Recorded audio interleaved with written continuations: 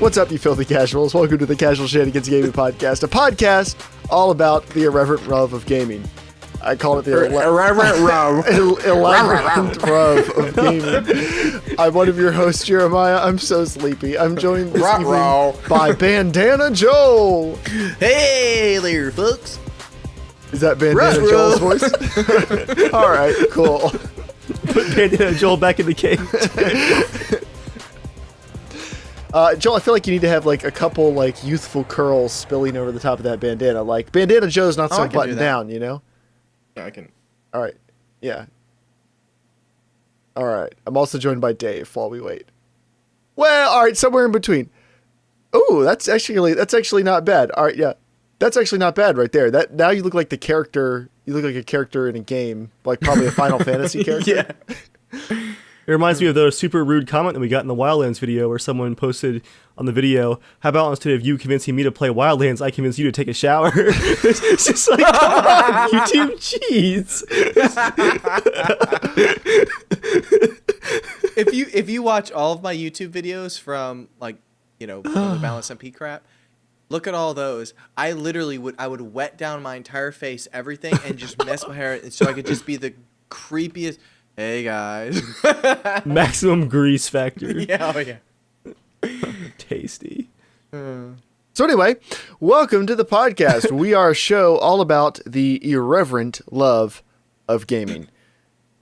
And tonight, what's up, Joel? That's fine. We are a show all about gaming. I'm trying to say, I feel like the professionalism has really gone off a cliff in the last like 30 episodes. Like we used to prepare segments and try really hard, and now we're all these special segments, and Joel's like, look at me playing in Garbage Truck Simulator. Ah! This is literally all held together by glue, and it's Jeremiah's glue. I didn't mean that. But like, you are really all completely responsible for even making this happen for this long. I'm aware. Sorry. I know, yeah, because you know now that we all work together, like. When we weren't working together, we had a little bit of that separation where it was like you like filled up that energy during the week and then you jump in all excited. Now we're all drained equally. So the one I don't know. The glueiest is not as gluey. I think I'm more drained than you guys are a lot of the time, I think. I'm so tired. I know what you do at work because I assign it to you. I'm pretty sure it's not just what we do at work. Yeah. I mean, from work and from all work. night. Yeah. What? Sorry, what? All right. So anyway, the professionalism, it's not great, but we're doing a show talking about stuff. Twitter at casualshenanigans. Write in for show casualshenanigans at gmail.com. What makes you tired? What makes me tired? Well, no. What makes you tired? Since no young kids will write in and tell us why they hate modern games content, and no garbage men will write in, we've just been unsuccessful in both of those, write in and go, why are you tired? And tell us. And we'll probably get a lot of emails too. So stupid. It's now time for the main topic, which we don't know what it is. It's just called Joel Surprise, which rarely works out, but maybe this time will be different. Okay, the main topic is... what would seriously make you stop playing games? And I'm not talking about like just age and maybe responsibilities and just like lifestyle possibly changing where you're like, okay, I literally don't have time. You know what I mean? But when you have time,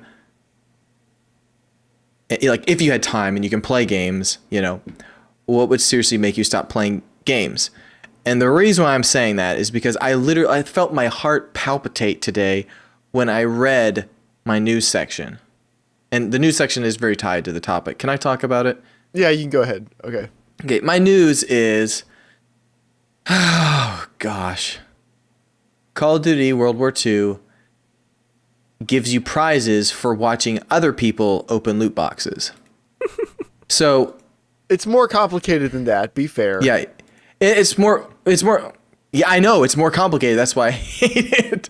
So, Where are we going with games? Oh my gosh. I wonder, like, are we going to open up a game and the game is 80% these weird fads of loot crates and prizes and crap, and the gameplay is hidden away under paid DLC. Like that's like Dave and I we were joking at work today. I said I literally would pay more to not have any of this in my game. Like if I could pay, like I thought we were almost slightly like we escaped this because it's the most AAA games that are on console, they're not on phones. Phones got eaten alive by microtransactions, where I remember the good old days when you could buy an app for $6 and it would literally be an app you owned and you had, and it had features. Now every app is free, but nothing is free on App Store now. Like it's rare that you find like an app that's not just maps or, you know, some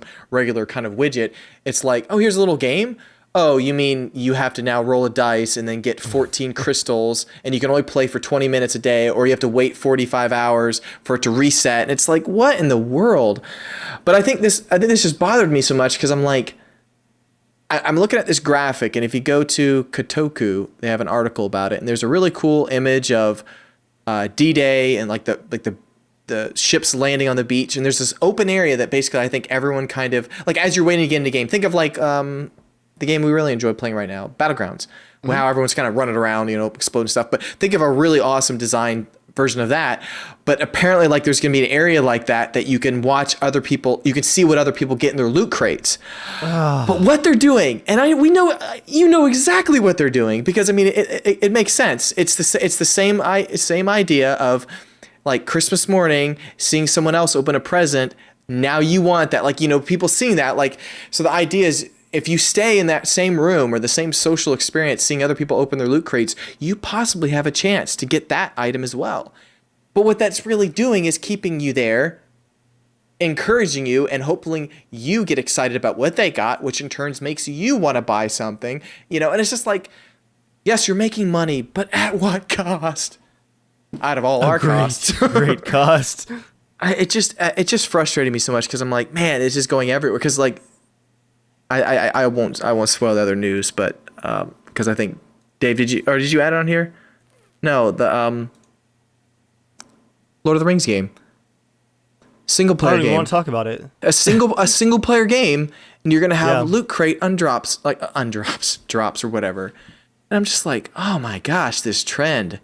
I think it's just a crazy trend. I'm really sad because I'm like, how far is it gonna go? And so that makes me think. I'm like, games that I enjoy now, if this becomes a massive trend that overwhelms the gameplay of the segment, I do think I would drop out of maybe the PS4 traditional console and maybe drop back to just Nintendo or something, you know, or you like find only those but Joel, games. But to be fair, can't you just still hop into a match and play just like you normally would, and you never have to hop into one of those rooms, and you never have to open a crate or watch a crate opening? Like, can't you just play normal multiplayer matches like you've always been able to?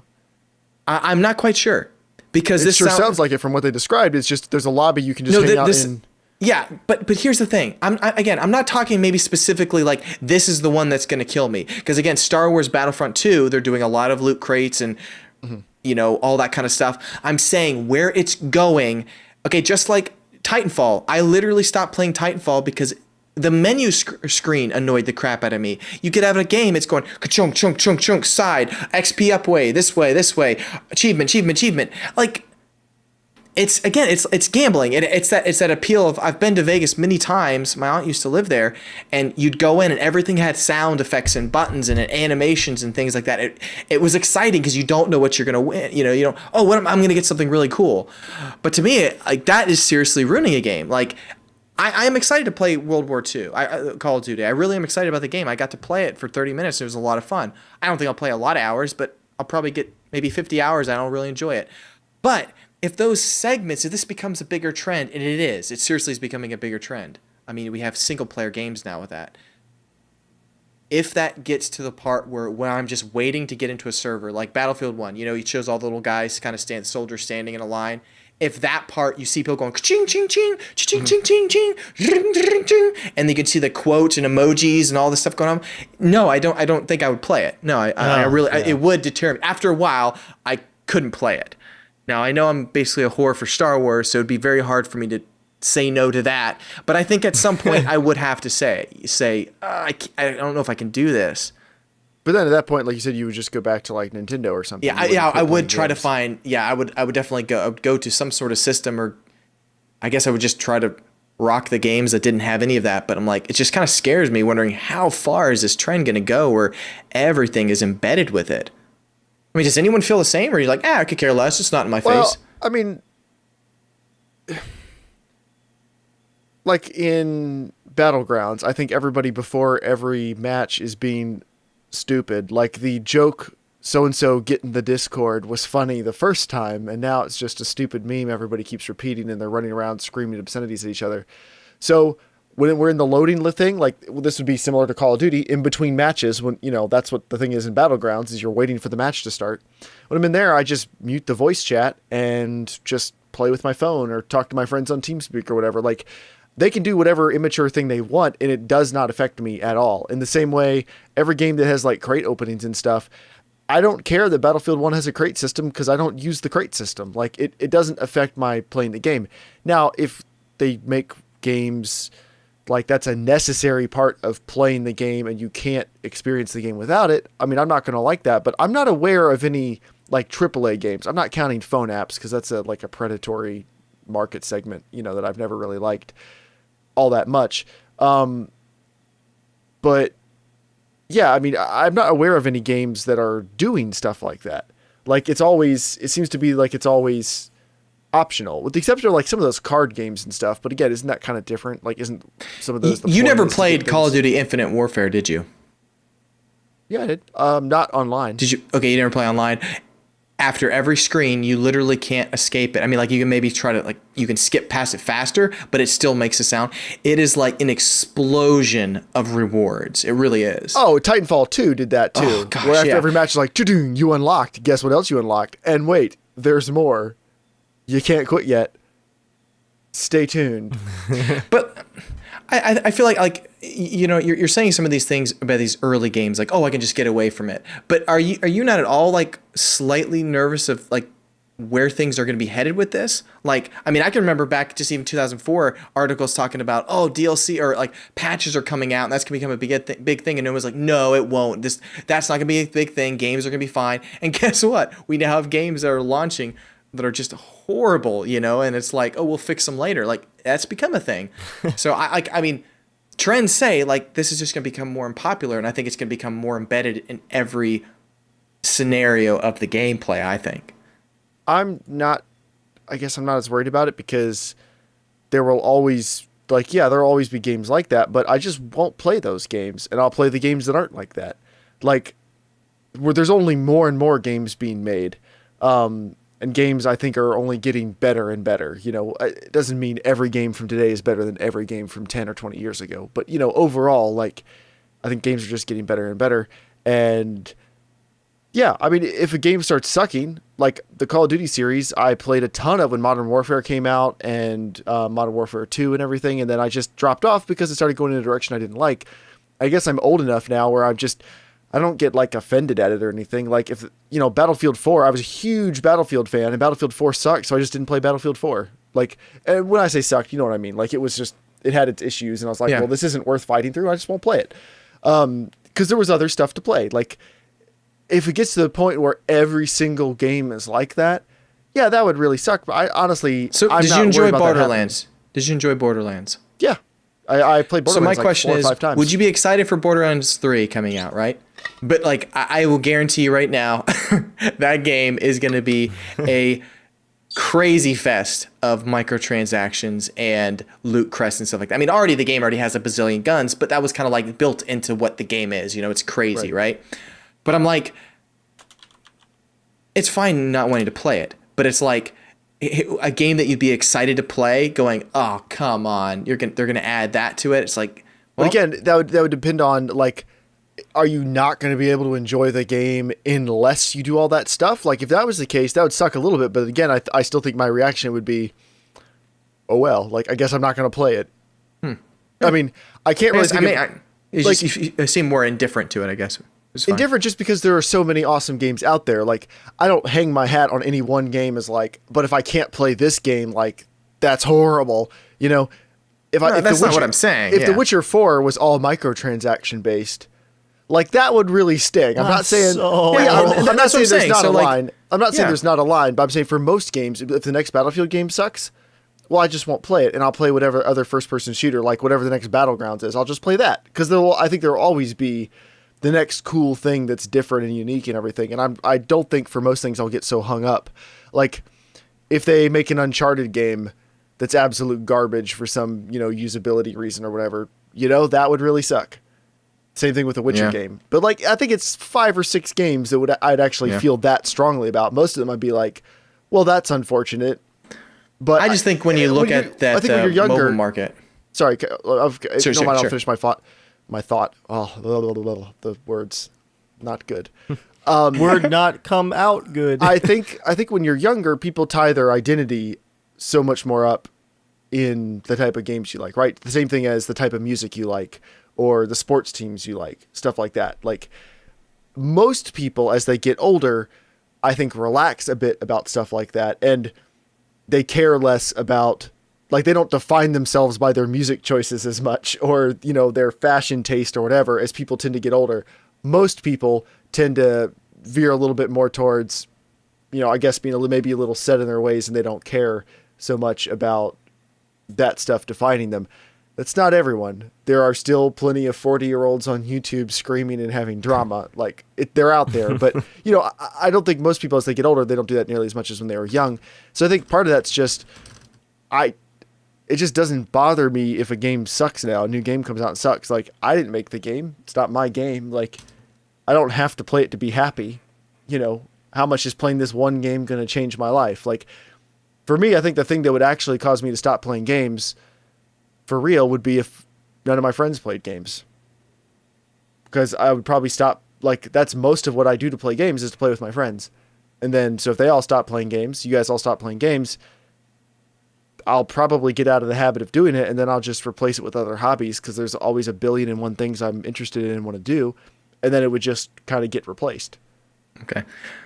Well, so I think since you're a little bit slightly more, I think, indifferent on that, what if I said the same thing for cars and the way technology is going, things that they embed in cars, or alerts and or Here's the difference. Trends. How frustrated would you be with that? It's like, come on. Cars are 100% going that way.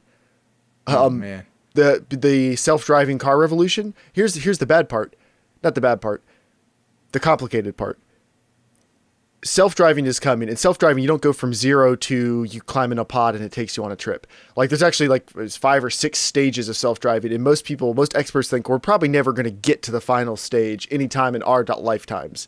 Yeah. We might get to stage 4 or 5. The first stage is like assisted cruise control and, predictive braking and stuff that cars have had for a long time.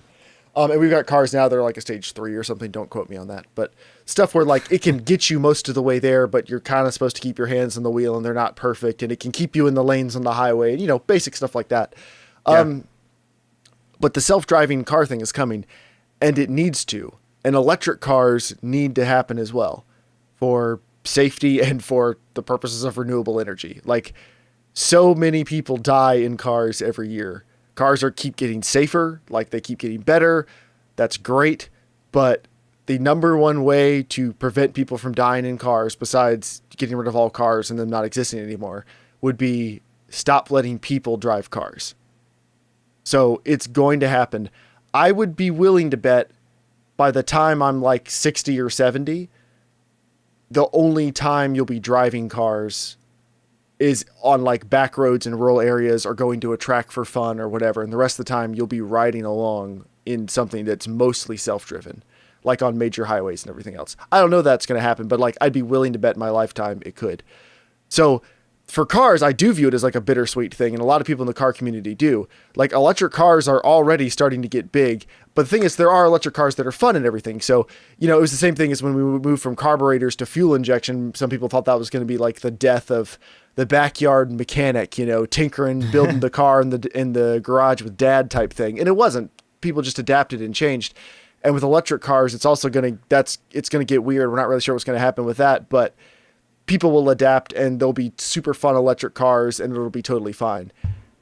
It's going to be harder to be a car enthusiast when you're no longer driving a car on a regular basis, but I still think people will do it in the same way that people are still boat enthusiasts, even though nobody's using a boat just to get around, like for grins now, like nobody's like popping down to the marina because they need to take the yacht down the coast to say hi to somebody real quick. Like it's all pleasure boating now. Right. So I think that's the way cars are going to go. And it is going to suck a little bit. So what you're saying is loot crates is the same thing as advancing technology as improving cars.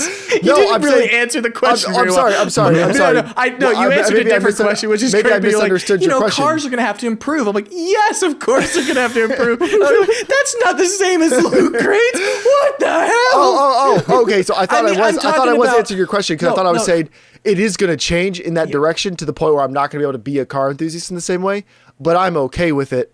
Because it's a change I think needs to happen. Unlike games. I'm sorry. Okay. I guess I didn't explain that well. Well, look at Mr. Jeremiah finding a way to shoehorn in a car conversation in the middle of the asked. I should have been more specific on saying like the wonky extras, the things that will like, hook people into the car experience that really are really not needed, that are when it comes down to brass tacks, it's like, nope. Like seat belts. That's just big government telling you have to stay in the seat. I always belt into my seat. Good. Kids, don't forget to belt. All right, Dave, what do you think about belting or anything else? What is this podcast about again? It doesn't even matter what we say it's about anymore. It doesn't matter.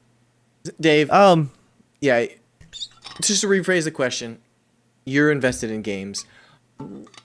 How far, can it go, I think, in this direction with this type of, instant gratification on some of these things and like anything to get the extra buck that would really start pushing you away from, I'm really not going to be able to play these AAA games because it doesn't just frustrate you in an angry like, I got to be right kind of way, but it's like, no, I don't want to watch commercials anymore. I do want to get to the actual content, please. How do you feel, Dave? I think even a year ago, I would have said, I'm not too worried about it, but I'm getting more and more concerned. You look at Battlefield 1, the loot crates and that are, I'd say, pretty low key as far as implementation goes. Like you can just ignore them. Some of them are cool skins. You don't have to buy them. You get a decent amount now just by playing the game. It's fine. But if you think about it, EA is already double dipping with Battlefield 1, where you have a $60, I think it's $50 premium pass. But then you also have microtransactions and shortcut kits, and they're like triple dipping into the game already. Now you've got Shadows of War that's going to have loot crates for essentially single-player cheat codes in a single-player game, and the, I think, very real concern that everyone has is that the game is going to be balanced around using them. So if you don't use them, you are going to have a inferior version of the game. You have Star Wars, Battlefront 2, the new Battlefront 2, so confusing, where everyone was partying because, there's going to be no premium pass, no expansion pass. It's just everyone gets all the content. And now you've got loot crates and microtransactions in that. And it's stuff where, like, people are going to have constantly between rounds, like, they're shuffling through all of their purple unlocks. And it's like, well, all these players have a 10% damage boost on this weapon that everyone uses because every round they're cycling through all their best loot and they're scrapping and I'm seeing it spread like an infection. And I know it's cliche to say it like that, but it's hearing about Call of Duty like that. Skins in Call of Duty obviously has been a thing for a while, but to hear of like a lobby system where you can gamble together as a community, I'm just like, this is amazing that the new ways that they're discovering to add this into games. But are they adding it or are they doing it because people want it? People want to watch it and they want to do it. It's one thing to say they're shoehorning in and nobody wants it, but look how popular skin gambling and skin trading and everything is in games like Counter-Strike. Go look at how many views those YouTube videos get. People like it. Whether or not we care, right into the show if you like skin gambling. They're shoehorning in because it works. I think it's right, but is that shoehorning or is that They're responding to what the market wants. They're I think it's responding dumb. I agree with you. I know what you're asking here, but what I'm trying to say is people like it because it's exploiting people, is what I think. It's clicking in a way that is slimy. It's a little bit of a sampler of gambling, and it also feeds that collector's mentality where, I gotta collect everything. But then you add the random chance to it and add it, mix in real world money, and you've got a combo of addictive personality kind of things going on. And I think it's exploiting people, maybe only in a very slight way, but I still think it's exploiting people. Yeah. And I think it's too easy to do. And I think every step forward we've seen hasn't been people want this. I think it's the company saying people can't stop doing this. Everyone wants to do this. Like the majority want to do this. Research shows this is how we can get them to do it more often. I guess it's fair to say Yeah. it's the market responding to it, not necessarily people wanting it. But it's like, the market responding to cigarettes. It doesn't mean it's necessarily a positive change, but people do. Yeah. On a purely technical level, people do want the thing. Yeah. And that's why I stance on it is that people want it for sure. You hit the but I nail think on it's the head. because it's because it's exploiting people, even in a very slight way. And I think it's really slimy. And to me, it's honestly a distraction. I told Joel today, we used to have loot casts on this podcast. Like, we love looting in games. Freaking crates have ruined loot for me. I don't get excited about finding things in games anymore, except for if it's a game like DayZ, where all the loot's like in the game. I love that. Or, playing Homefront recently, you unlock a new weapon that you've been working towards in the complete in-world, in-game system. No coins, no credits, no random chance, but in the game itself. But more and more, I'm seeing the in-game looting process, however that might be, connected to real-world money. And it completely rips me out of the game and ruins it for me. I hate it. I really do. And that's saying something because, I'm the one who admitted to stuffing stalker corpses full of loot and dragging them around in single player. But you're also, I mean this in the best way possible. Like, you're also a pretty mild-mannered guy. Like, you don't hate a ton of things. Like, you don't really get on a soapbox and get angry about a ton of stuff. Like, you're a more mature person than that. And I do find it interesting, especially because how much you love loot. Like, you love loot, but not this, not like this. It's kind of like stealing. It's stealing it's stealing the thunder away from making it feel like you are, putting effort into something, or you know what I mean. Uh-huh. Like, your efforts are basically wasted. Where like, could you imagine, like, Dave, I found an M14, like, or whatever the gun you love having, and it's like, oh, dude, I got the loot drop of it, and it has the extra special skin. Yeah. And you're like, it's a purple one. Yeah, like it worked for that. But it's interesting. They've taken it's my interesting loot, because, because Dave and I, we've been talking about this a lot lately, just since we put up that Wildlands video. But like the amount of comments that almost kind of dumbfound me, like dumbfound me. Nope. Dumbfound. No, you got it. Dumbfound. You got it. Okay, Stay there. dumbfound me. They Staying on dumbfound target. you. Like when you're being They dumb, dumbfound- but when you they find find yourself you. in that. No, is the amount of comments that say, I love this game until the game ended. And it's like, yeah, when the game ended, I didn't like it anymore. And it's funny because I was thinking, like, I mean, I guess nowadays generation, you are growing up on games that have kind of no ends, or, not as much, not anymore. You know what I mean? Most games end on a new game plus or a new challenge mode or a new thing. You know what I mean? Like, there is no definitive end, but I'm just like, what in the world? Like, so how do you watch a TV show or a movie? It's like the movie ended. I loved everything for about an hour and 45 minutes, but that last minute when it just showed credits, hated that movie. It's like, what? 0 out of 10. Yeah, it's like demanded a refund. like there's gonna be at one point or another, I'm gonna be done playing Wildlands and it's just gonna be over. I'm not gonna go replay it 1,000 times. It's just gonna be over. I enjoyed the game. I'm done. That's it. But maybe, I mean, the way games are moving, I just want to say, does that mean it's a really good thing that people are saying that? But I think it's almost treating it kind of the same way how social media is kind of like getting people more and more used to reading short stuff, that anything that's longer than a sentence is incredibly hard to get people to read. So you go, is that a good thing? No, there's a good way, I think, to summarize stuff. You don't have to be long, but I feel like in a way, as a society, we are really getting more trained to like have things summarized, have it exactly the way you need to have it. but it's like, oh, the game ended. This game's terrible. It should be infinite. So I'm like, maybe developers are freaking out going, oh, we got to do anything to make the game last forever. Loot crates! Our savior! Write in at casualshenanigans@gmail.com and tell us why you love your loot crates. Or tell us if you hate them too. Please, there's got to be someone out there. Please just write in. Just write in. That's all. We're basically, I just imagine the sound like it's a crackling radio. It's Will Smith in that one like apocalypse movie. If there's anyone out there, please echo, echo, echo. I mean, I think just thinking about Battlegrounds in particular, not even about their paid loot crates, which is like a whole different controversy. Just thinking about their normal rewards, like where you just win some clothing items, like that's been in the game since launch. Yeah, I don't care. Like I found a green shirt in one of the boxes. I'm like, oh, that's cool, I guess. But compare that. Even though I had that in my inventory forever in Battlegrounds, I can always use it. Like finding something in game in DayZ where it can be taken away from me by like falling off a stairwell, like I can just break my leg and die and it's gone. Still, finding something in the game itself just means more.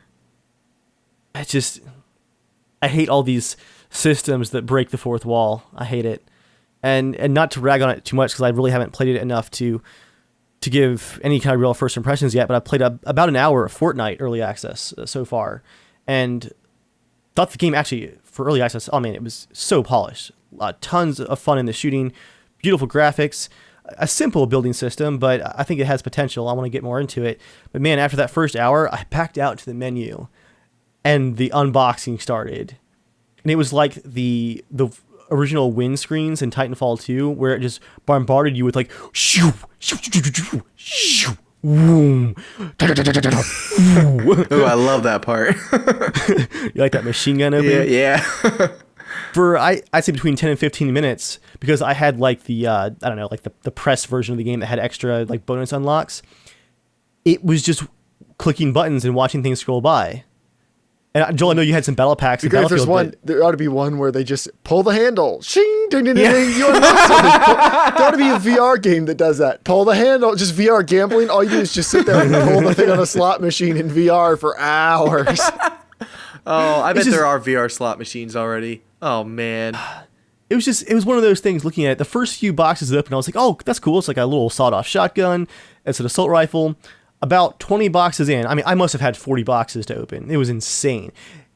It was giving me like, this does a 4% boost to this stat. This is a purple shotgun that has plus 8% spread and another 10 meters of range. And I'm like, my eyes just crossed and like glazed over. And I'm like, none of this means anything anymore because it's all just slight little variations and tweaks. And the same thing happened to me in Division, which Division is different because that is an in-game system. That's just the type of game it is. But that's already, to me, not as interesting. Like, I want to find the M14, and that's it. It's the M14. Or it's, it's the FAL, and you know what it is. That's it. You had to get rid of your guns, like, constantly if you want to actually have some more damage. When I stopped playing the Division is when I realized that I was spending more time doing inventory management, not because I wanted to look through my loot, but because I was swapping the same guns for different colored of the same guns. And people were, like, posting meta builds. I'm like, that's just not me. And so what I'm seeing now for things like Shadows of War and now Call of Duty are that kind of stats-based, color-based, drop, randomized systems added to games where I used to just be able to be excited about the stuff in the game itself.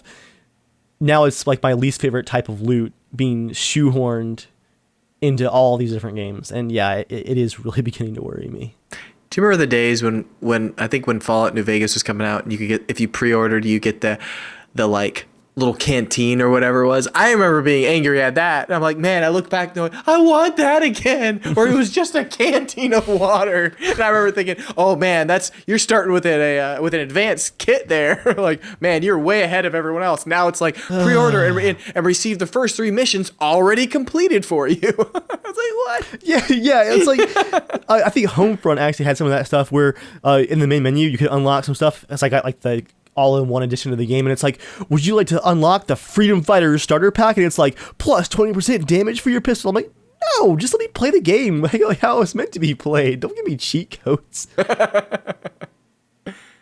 So just to build off the rest of what Joel was talking about, Dave, what would make you quit gaming?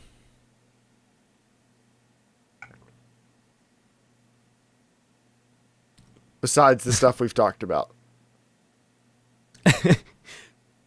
The Witcher 4 has an entire loot drop system based off of Destiny. With microtransactions. When you kill people, Dave, in the game, literally loot boxes pop out and they have like the plus XP signs on it. And in game it goes like shoom, shoom, shoom, shoom, shoom, shoom. They suck into your character too, so it's very like just visual. Like glowy exploding effects. Yeah. Yeah, Destiny style weapon drops in Witcher 4 with a Counter-Strike style skin system and like microtransactions. And marketplace. Oh, of course you can have the marketplace. Where you sell your skins. Yeah. That Dave take- just closed his eyes and just took a breath. For all you just listening, that was great, Dave. I'm just imagining taking that dull, fake eBay sword off the wall behind me and trying to figure out how to put it through my stomach. It's so dull. This is going to be a lot of pressure and it's going to hurt so bad, but I'm going to do it anyways. That's my nightmare. Oh, man. But less joking than that. I mean, is there anything else you can think of?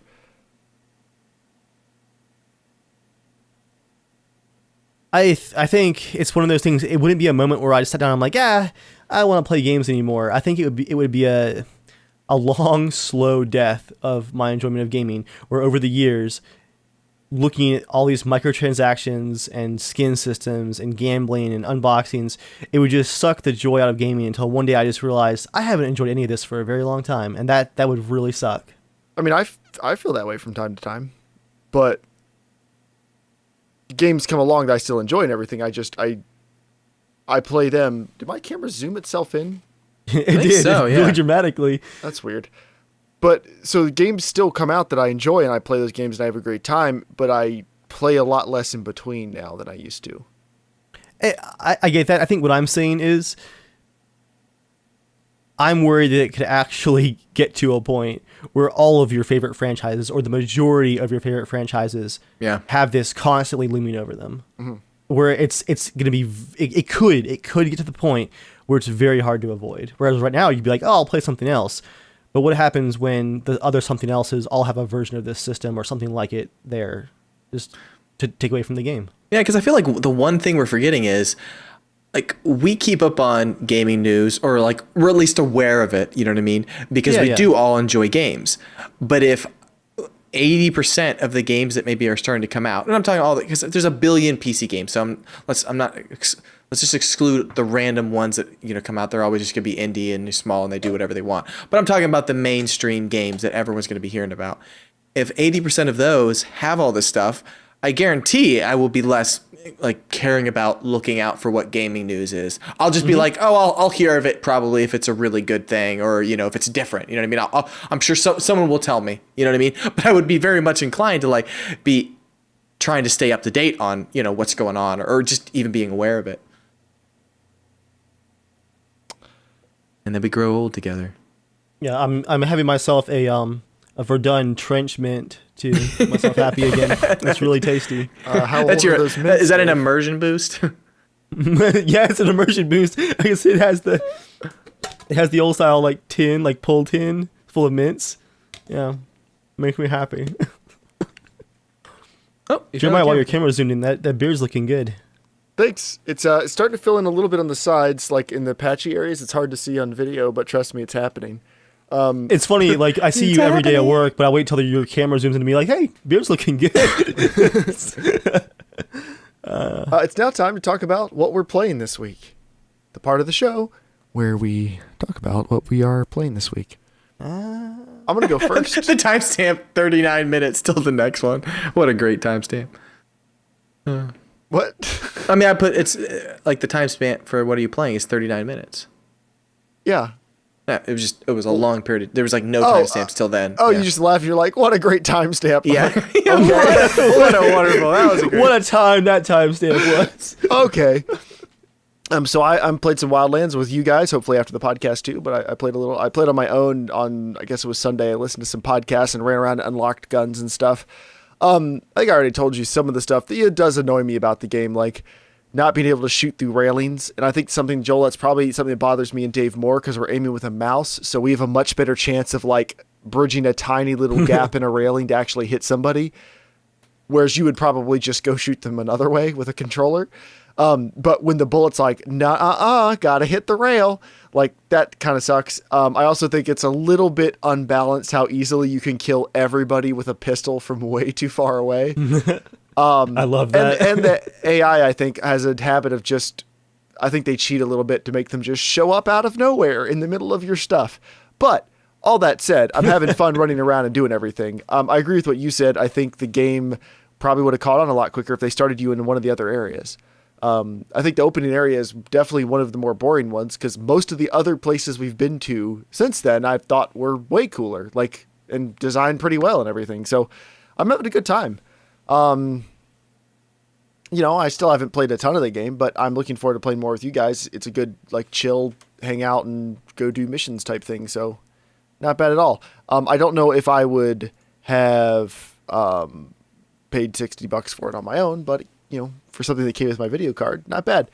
And I've also started the free trial of Mass Effect Andromeda on Origin.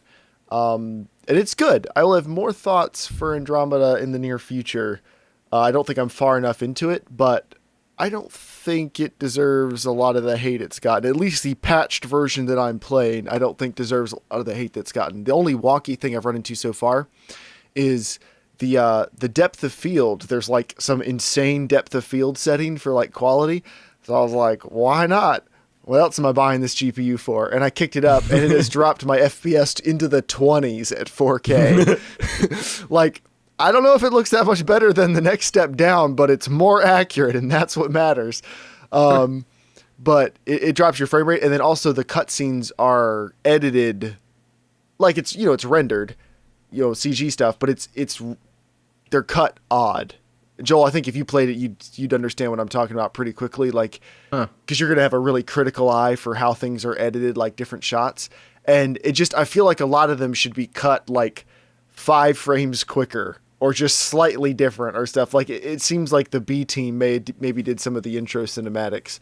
A lot of them are in engine, but like, I think they're all in engine almost. But still, they're just cut a little weird. But the gameplay itself and the story and everything so far, like, it's a Mass Effect game, and it's pretty fun. It's gorgeous, really good looking game. Like, not just graphics, but I mean, like, the art design and everything is gorgeous. Nice. Incredible. I would say understated lighting, but the lighting model is deceptively good. A little bit like Uncharted 4, Joel, where like it has incredible lighting, but it doesn't try to wow you with it all the time. You just notice it in all those little moments. Like you can see light through one of Drake's ears or the way it like glints off of things on the ground. And you're like, oh, wow, this is a really awesome lighting. It's kind of like that. That's cool. And then the last one was Sorrento VR. So I started playing that this past weekend. That has a bit of a learning curve. So Sorrento is a game a little bit like Super Hot. You clear areas out from enemies, but you can jump like way up in the air. You can wall run, and you can teleport, like, or you will actually jump through the air like 25 feet. You can wall run. You can go into slow motion. You can dual wield bow and arrows, swords, shotguns, assault rifles, throwing stars, and then there's like cyborg samurai are attacking you and you have to take them all out. So it was a pretty steep learning curve to actually get fluid with it. But once I got fluid with it, you can like run, jump, run off a wall, jump in slow motion, be shooting someone in the head, start reloading that gun, pull a sword out and swing the sword through the air while you're still flying through the air, like chop somebody in half, switch to a bow and arrow. Like when you get it and you get pretty comfortable with it, it is a ton of fun. The bow and arrow was awesome. Oh yeah, Joel, this won't surprise you, Dave. Joel's a great shot with a bow and arrow in VR. What do you know? But I'm like pretty much immediately, like I don't think Joel, the locomotion, I don't think you played long enough to really get like an awesome feel for that. But from the beginning, like as soon as Joel got the bow and arrow, like he was instantly just nailing people from like 100 feet away, jumping through the air and stuff. Although there's a couple times, it's funny, you bonked the goggles with the motion controller. You were like, thunk. I felt bad. I felt like I was scraping it. No, I've hit them so many times. They're pretty durable. I played a game. I have a game on VR called Ancient Amulator, and one of the main weapons is a bow in it, which is really fun too. So you've been getting your practice in. Bow practice. I've been playing Wildlands crazy a lot, and Super Hot. David, have you gotten to the part where you have to look down? No, not yet. Okay. That part was actually one of the first times I think in a VR game I felt scared to be high up. Really? Yeah, like I'm gonna pass out. I think it's because of there's almost no height in the game for a long period of time. And then all of a sudden it's just one section where you're just like, it was weird. It was like, because most games you don't have to step off something, and you'll see. It's pretty cool. But I was like, oh, this I enjoyed it. Like it didn't make me sick. It just like actually made me a little afraid. And I love that when games can do that. I had a bit of that kind of feeling playing some Lone Echo last Friday, where you're on the spaceship, and for the most part, the windows are down the sides of the ships. Like there's a up and down is how the ship is designed.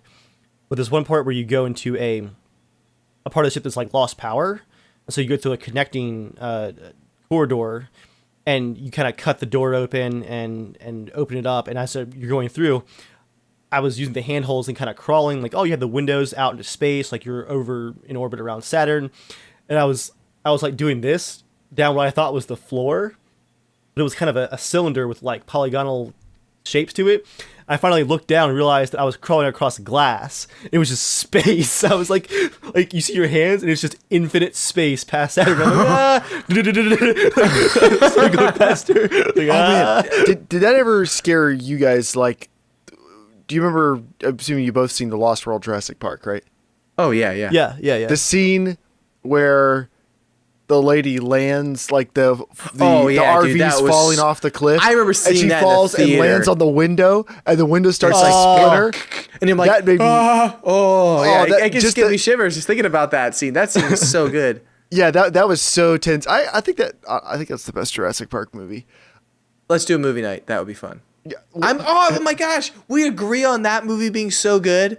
Yeah. There's so many people that bash that movie. They think it's the worst. Wait, Joel. I love the first one, but the second one is It's the best. It is the best. I love it, dude. Ian Malcolm is such a hot bastard in that thing. He's so all right, well, and the roads diverge. Dude, that scene on the subway, he's just staring. Oh, badass. So good. I like that movie because it had a lot more like horror movie elements to it. Oh, speaking of which, and it had the franchise toys, and it was just like the bigger, badder version of the first one. Like those cars were freaking awesome. The first movie we watched as a group when we got the theater set up was the first Jurassic Park, and we're like, we should do all of them. 20 months later, we're watching the second one. And now I'm adding the music to my Wildlands exploring music on Spotify. All right, cool. how many followers do you have now, Joel? Let's see. I've got a lot now. 74 and battle music 68. So people like the exploring a little bit more. Yeah, I've been playing some Wildlands with you guys. It's really great for just hopping in and picking things up. I have a hilarious bug in my version of the game, along with a couple others that I probably need to reinstall the game. It's been patched too many times. I have some wonky stuff going on, but one of them is if I use my MSI Afterburner overlay to take a screenshot, my GPU hits like 20% usage and it locks at like 14 FPS until I restart the game. So I have to constantly resist the urge to take screenshots with my usual screenshot button.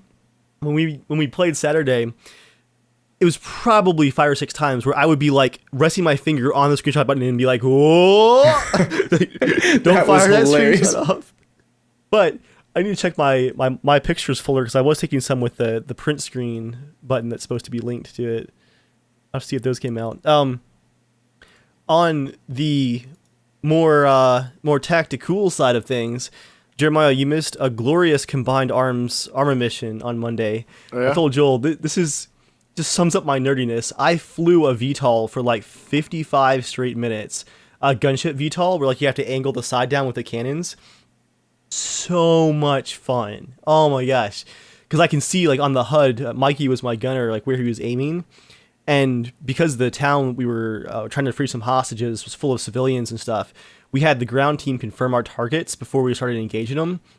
So we'd have them like get close to a target, and an APC or a tank would start engaging them, and we'd hear like the tank radio call like, "Good target, engage!" And Mikey's like, "Bring it up 15 degrees," and I'm like, "Beginning the circle." And I like dip it like, and you see the cannon going, doo, doo, doo. And Mikey at the end, he's like, "Man," he's like, "That was just like the Call of Duty mission, but like we made that, like it was all of us playing it together. Like that was just so much fun to coordinate." And Joel, you'll appreciate this.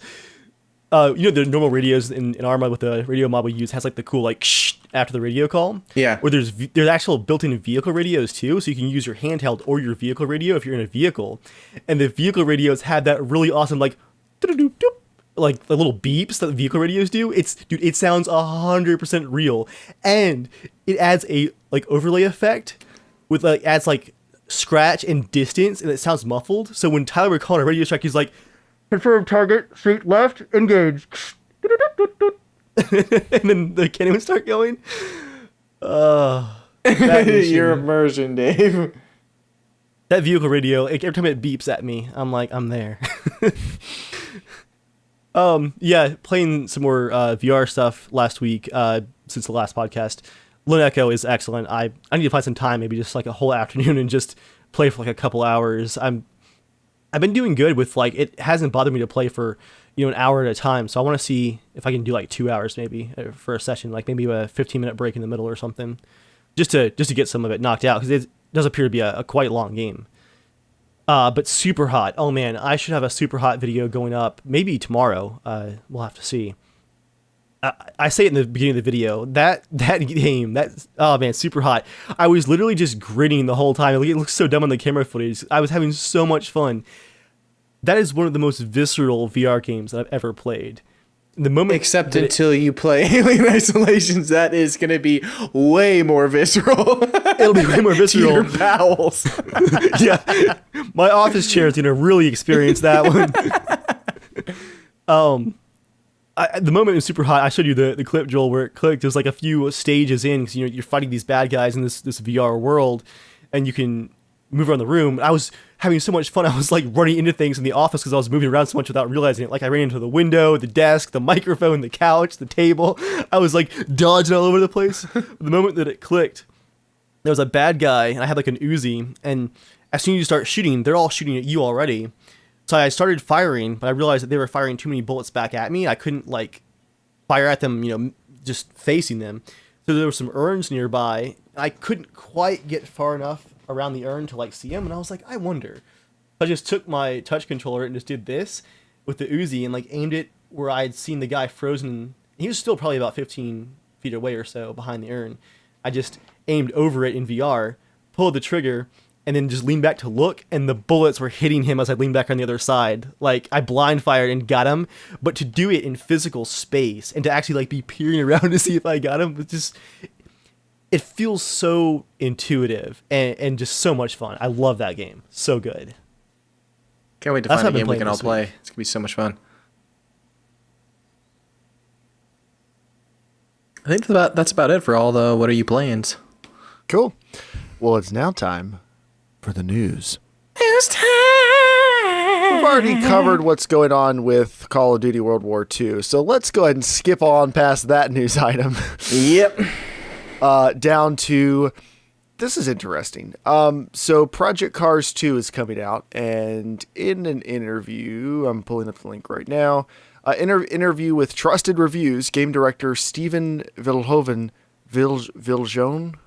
I can't pronounce it, but game director Steven Viljoen says that in Project Cars 2, they're taking steps to explain the deeper mechanics like tire wear, grip, and weather conditions.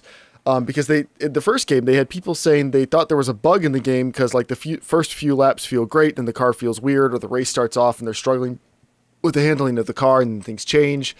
It's an educational process, and it's going to take time. So what they're talking about is like, it's a simulator, and it's a pretty accurate one. And so you've got stuff like your tires, the pressure goes up as the tires heat up. But sportier tires also have to heat up before they start gripping like they're supposed to. Like, you ever seen a NASCAR race or any sort of race right before cars, they're just weaving back and forth really tight? They're doing that to warm the tires up, so when the race starts, like, they've got as much grip as possible. Stuff like that. Like, if you're used to just hopping in a game and like driving 3 laps and the race is over, like, you would never know any of that stuff, But on those longer races, it does that. And Project Cars 2 is not what you would call a hand-holding game either. Like, they definitely don't educate you a ton on what's going on. They just assume people who are playing the game are, going to be car enthusiasts who will understand a lot of that stuff. So I think it's interesting that they're looking to educate people a little more for the next round. They say the AI is going to be a lot smarter too, so that's interesting. Yeah. Dave, what's your first news item? Which one is my first news item? Because they're kind of in a weird order here. The Arma one. Is it the Arma one? Okay, so that is me then. Yes. Yeah. Arma Orange DLC was the code name. It has been announced, and speaking of nerdiness, I sent this to Joel. I'm like, this is just like pure fan service for like the Milsim players. It's called Arma 3: The Laws of War, and it's all about not so much the civilians themselves, but like what happens to civilians in warfare. Because we almost always add civilians to our missions so that there's some challenge to it where it's not just shoot everything that moves, right? Because if Arma's map is empty by default, so if you don't have any civilians, it's just you shoot everything that moves. What they're adding with this DLC is a international aid faction, tons of new outfits to go along with it, including like a van that has tons of different variants. It can be like an ambulance or like a tour van or a cargo van, a utility and demining drone, as well as a number of, I thought this was funny, they're adding the faction, this kind of like war cleanup process. They're also adding some weapons to the old factions that are like breaking the Geneva Convention, like an Aper's mine dispenser and new types of cluster munitions that could possibly not detonate on impact and actually leave cluster bombs behind. So they're adding things to the other factions in the game to basically give this faction some stuff to do. It's also going to be a mini campaign where you play as a explosive specialist. And what's cool is it takes place on Altus after the end of the main game's campaign. So like you're going to kind of visit some of the scenario levels from the main campaign, but after the war, the main part of the war is over. And apparently you're going to find out some stuff that happened during the campaign from a different perspective. But yeah, it's just, you can like drop leaflets from drones. There's new minefield features. You have the new cluster strikes. And there's now combat rule reminders in the game's help section about like not fighting non-combatants and stuff like that. I'm like, man, this is just pure like immersion gold is all this DLC is for everybody. It's fantastic. It's like a complimentary DLC to everything else. It's a cool idea. It's a very unusual idea. That's what's going on for Arma. Nice. So Threadripper is kind of a dumb name. AMD announced they're doing some high-end, like heavy workstation rendering CPUs, and they've released them. So there's the Threadripper 1950X and the Threadripper 1920X, and they are, just to make sure I get the details right. Okay, the Threadripper 1950X is $1,000, and it has 16 cores, 32 threads. Man. compared to the closest Intel one is the 7900X, which is 10 cores and 20 threads, same price. For $800, the 1920X is 12 cores, 24 threads, going up against Intel's 8-core, 16-thread 7820X. Although Intel's chip is like $600 instead. Now, one of the biggest advantages of Threadripper is 60 PCI Express lanes. For people who do GPU-based encoding, that's huge. To be clear, nobody who just wants like a nice high-end gaming rig needs to spend $1,000 on one of these CPUs. That's just not the market for it. But if like you need a heavy editing rig or a rendering rig, 16 cores, 32 threads, not bad. Not bad at all. So in all the reviews that I've read a bunch of them, or I've skimmed through a bunch, the 1950X does it beats the 7900X in most things. So Intel's comparable best CPU they make for consumers. It is faster. It's usually only faster by like 10% or so, but for the same price, it's faster. It does lose some of the time in games, though. Like, actually, the Intel probably wins more in games. But a $300 Intel processor will win in more games than a $1,000 Intel processor because the clock speeds are higher in the fewer core chip. So, anyway, Threadripper is a dumb name, but the chips are out now. If you need a high-end rendering computer, they look like they're pretty awesome. Welcome back, AMD. Welcome Sometimes back. you just need a rip. Ooh, the chat is saying it's actually 64 lanes for the 64? GPU. That's nuts. A PC Gamer quit it at 60, but I will 60 or 64. I mean, yeah, it's more than pretty much anything else. Or, I mean, it is more than anything else. It's huge. So that's awesome. Dave. Yes. What's your last news item? Just some brief DayZ news. All is quiet on the DayZ front as they prep for beta, and actually they're going to have a vertical slice of the beta at Gamescom. Apparently, is the goal. They've made a small. Sorry. They made a small version of the map, like a standalone version of it. Haha. With just like one hyper detailed town. Well, why don't they just release that? I'm sorry. Well, actually, they're thinking about it. What they're doing is, if the build demo is well, and like they don't have to hold people's hands because everything's broken at Gamescom, they're thinking about making it available as like an opt-in branch on Steam where you can just download it and try it. But it's going to have the new not ballistic system for firearms, but the new animation system and player controller. So it's the new sway and breathing mechanics for firearms. The one that's in DayZ right now is just like a default, like constant animation that just never changes. But they have a completely customized one where they have the animations done, and as you would need for a game like this, it has a back end where you can tweak based off of like the stamina and the health of your character, how it, like your fatigue affects the weapon swing and stuff like that. Along with the new player controller and the ability to, move like a modern game.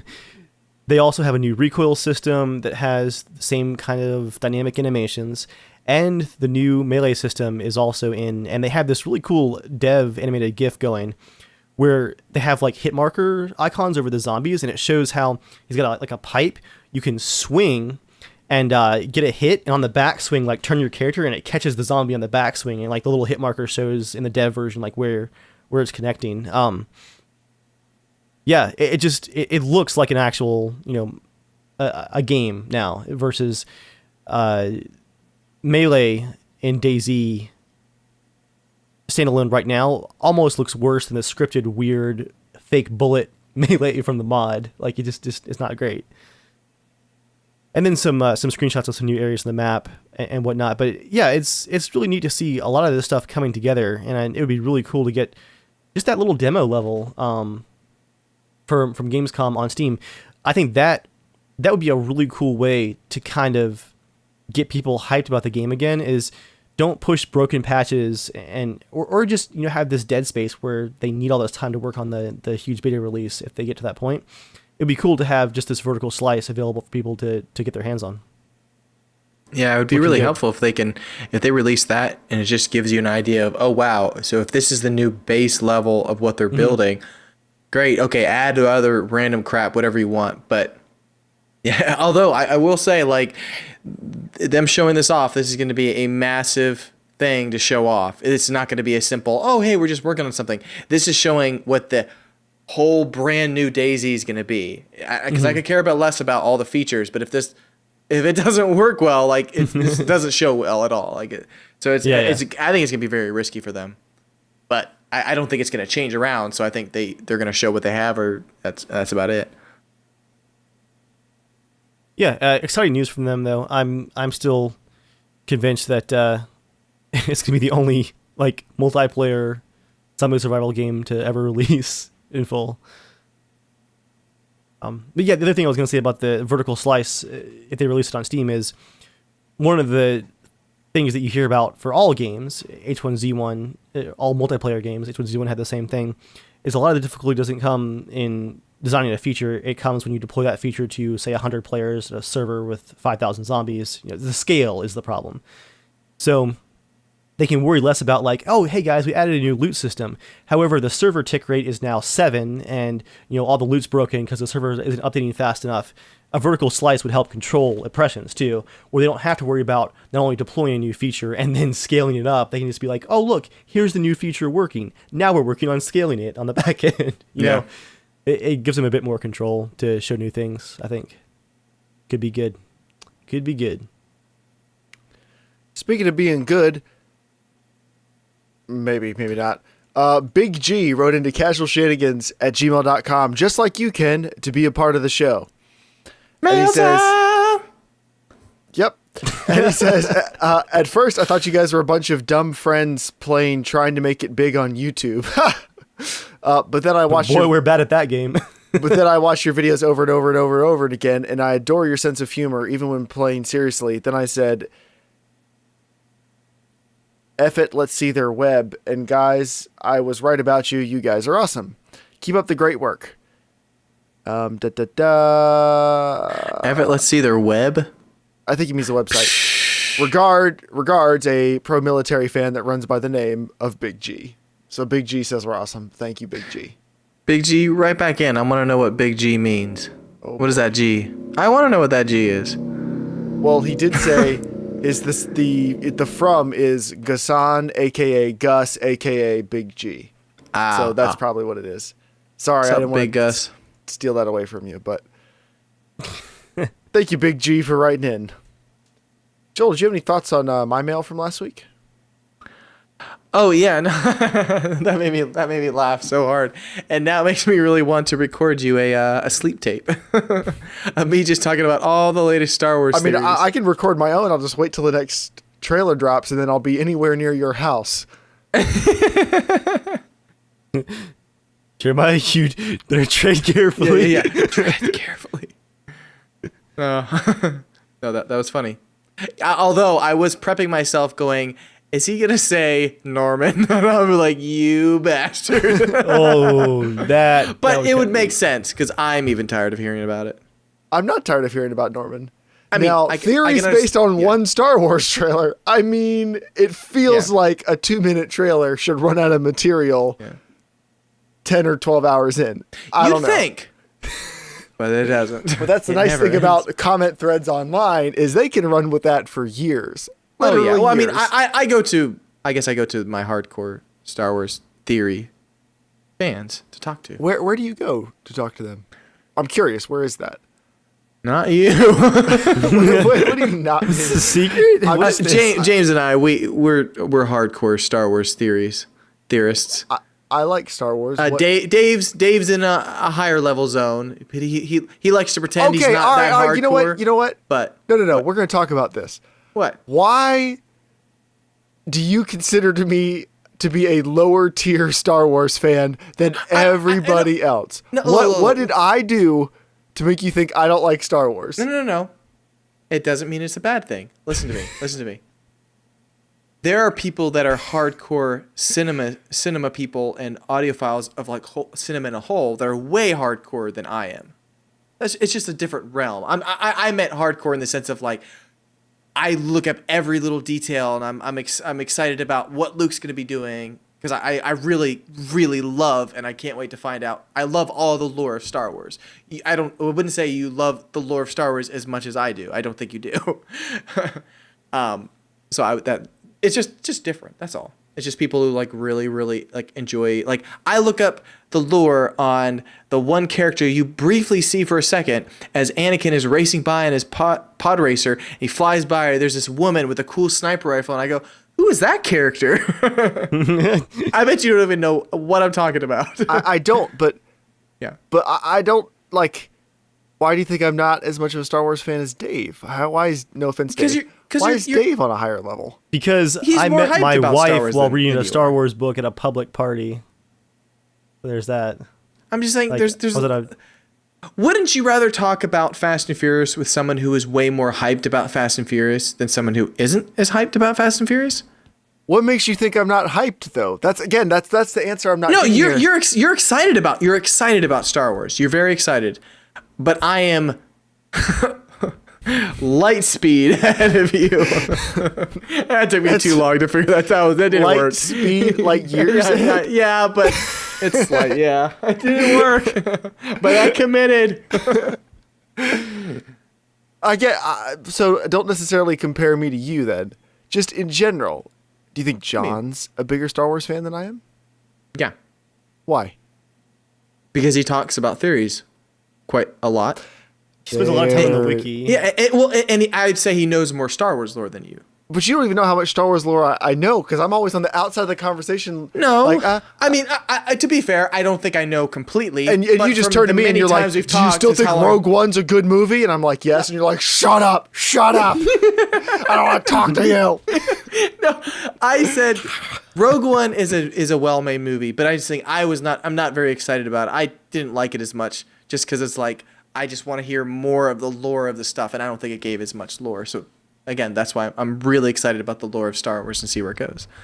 Yeah, I'm definitely not as stoked about Fast and Furious as you are. I mean, That's true. you have to know that. You have to know that. You have to know. No. I mean, John and I, we've talked about like various Sith things and like figuring out like what if the holocron will come back into the story to play or whatever. And do you know what Sith holocron is? Do I It's know what fine if Sith you- holocron yeah. is? Yeah.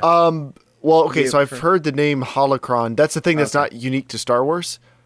It's been used in a number yeah, of yeah. sci-fi things, so I don't think I know what the Sith holocron is, but the idea of a holocron.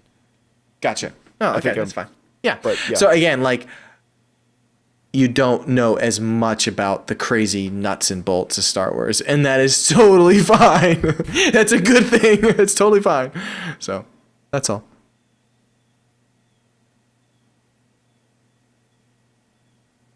I like Fast and Furious. No, you don't. And you're fired. And I'm fired. Now, you say you like the Fast and the Furious. I do. Oh, I enjoy the Fast and Furious, definitely. The last one, no. Well, Although true. now I kind of want to see it again, just to laugh my ass off. Come on over. I have. Like it. I would actually. If you want to watch it, we can do it. We'll hold hands. We can get through this whole thing. Now, Joel. Say you're a Fast and the Furious fan. It's my turn now. Okay. Which car scene is the best and why? I think one of my favorite car scenes in the whole series, I think it's 5. I think it's 5 or 6 when they're training to drift, and they're 3? inside the where and the yeah. Oh, no, in 5 not when the they're for the not the heist. Tokyo drift, but yeah, it was like They're the training heist for the when they were. heist. I just really loved that scene. It was a cool montage scene. I think that was like, it was the tone and pacing level of it wasn't just crazy. It was just like it showed cars actually driving and doing stuff and like I don't know. I really enjoyed that scene. That was fun. And then my second favorite has to be, man, what was that? Gosh, I'm trying to remember. Not the desert scene when they go through the caves because it was such awful that wasn't CGI. very good. That wasn't good at all. Oh my gosh, I just remembered this is Furious 8 with the starting backwards vehicle. Oh my gosh. If he had ripped that gear shift out and he flew up into the sky, I would have been yes. Like I didn't know what was gonna happen. Have you seen it, Dave? No, I've seen like Dave, two there's of a those scene movies. where he drives this older, like kind of a hot rod car, right? It almost looks like Yeah. it's like a 50s or 60s kind of souped up hot rod, but he has to put it in reverse for some reason because like gears, like something broke or whatever on it. So he's going reverse, and then he puts like the NOS or whatever, like like the extra like get up and go kind of thing. But it sets it on fire and it like explodes and it's like a rocket. It was so amazing. I'm like, what in the world? Oh, it was so incredibly like bad. It was good. It was. Yeah. It was like, this is not entertainment. I literally was in a rocket. Like, I'm scared. What's going to happen next? Someone asked me if I've read any of the books. I've read quite a lot of books. I read a lot of the older now Legends books of Star Wars. I love the Bounty Hunter ones. I read through the Han Solo series, and I've read through the Thrawn series, which is awesome. And then I listened to a lot of the audiobooks back in the day of all the X-Wing ones. Always loved those. And there was a voice actor who did Luke Skywalker's voice that I loved. And for me, after seeing the only movies that were out at the time, hearing like Luke speak again in a way was that was like the only thing. There was no cartoons, there's no 3D animation, nothing. It was just that was awesome. The audiobooks were extremely something special to me. But I haven't read every single book. I'd say I'd read maybe 10% of the books out there. Well, Cool. I ended up getting rid of my 90 seconds. Oh, you did? Yeah. Okay. Maybe save it for another time. Do we have a comment of the week? Dave? There have been so many. I feel like the one that I shared at the beginning is our comment of the week. Dave, do you remember the one that just recently for Wildlands? That horrible one? Oh my gosh. You just want to talk about? There's been so many. Though. The one, all caps, that one. Oh, there's been multiple ones of those too. Don't worry. Oh my gosh. I mean, just vile comments. Like people, it's the same thing on the internet that you always see. If you have a different opinion, no matter how non-controversial it might be, I like this book. Some people don't like it. How dare you? Like there is no middle ground on the internet. Love this or I'll slit your throat. I hope you enjoy it. Well, that's the podcast. Thank you, everybody, for coming out and being a part of the show, as always. You can find us on YouTube at youtube.com/casualshenanigans. You can find us on Twitter at casualshenaniga. You can write into casualshenanigans@gmail.com to be a part of this show or Casual Shenanigans Tech, where myself and Dave answer your computer build or tech-related questions. And Joel naps quietly. If you want to come out and hang out with the live chat, who is awesome, by the way, shout out to the live chat. I don't know if shout outs, if that's good for you, but if you want one, there you go. You have one. You can come do that Thursday nights, 8 p.m. Eastern Standard Time. Or you can go check out the full podcast when it's posted on our YouTube video and iTunes. And Don't forget to grind that like button. Yep. Sometime, it's posted sometime like late Saturday, Sunday, early Monday morning. Basically whenever I get done editing it on the weekend. So until next time, like the smash button and stay casual.